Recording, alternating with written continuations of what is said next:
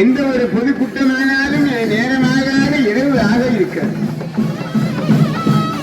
கைப்பொருள்களை கவனமாக பாதுகாத்துக் கொள்ள வேண்டும். ஆபரணங்களை கவனமாக நீங்கள் பாதுகாப்போடு இருந்து கொள்ள வேண்டும்.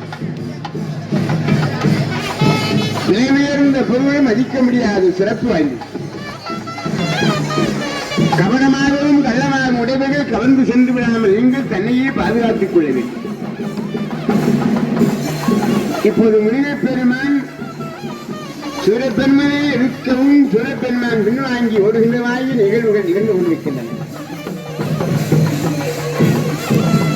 சூரன் கம்பீரமான தோற்றம், சாதாரணமான மனிதர்களை போன்றா இல்லை.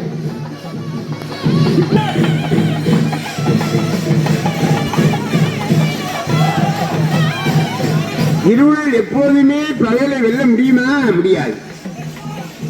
பகலவன் வந்தால் இருள் மறையும். அதுபோன்று சூரப்பெருமன் இருள் வடிவானவன். முருகப்பெருமான் அருளின் வடிவான ஒளியை பெற்றவன். முருகப்பெருமான் வருகையை கண்டு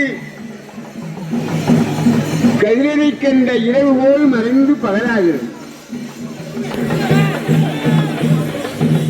இந்திய திருநாட்டில் புனிதக்கங்கை நதி கழுவிய தாங்கிய சரவண துயித்த குமரக்கடவுள் தென்று நாடான தமிழ்நாட்டில் 6 படைவீடுகளாக கொண்டுள்ளார்.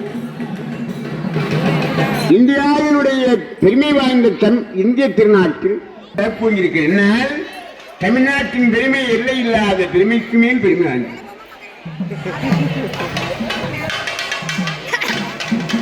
இந்த ஏற்பாடும் இந்த தெருவிலே முருகப்பெருமானுக்கும் சூரப்பெருமானுக்கும் தொடராகவே யுத்தம் நடைபெறுகின்ற நிகழ்மையோடு இந்த காட்சியை கண்டுகளிக்க வேண்டும்.